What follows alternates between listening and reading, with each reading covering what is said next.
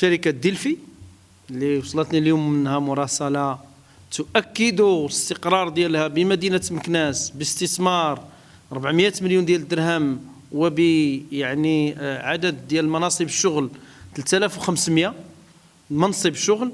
فهذا بالتأكيد هو فتح لمدينة مكناس. هما طلبوا أننا نعاونهم، حنا غنجاوبوهم بمراسلة بأننا نحن غادي نكونوا أي حاجة طلبوها غادي نساهموا معهم ونساندوهم ونفتحوا لهم الأبواب ديالنا. نحن مستعدون لكي نتعاون من أجل خدمة المدينة ديالنا. ما عندنا حتى شي غرض آخر من غير الخدمة ديال المدينة ديالنا، التنمية ديالها، ازدهار ديالها وازدهار ديال الناس ديالها والعيش الكريم ديال المواطنين ديالها.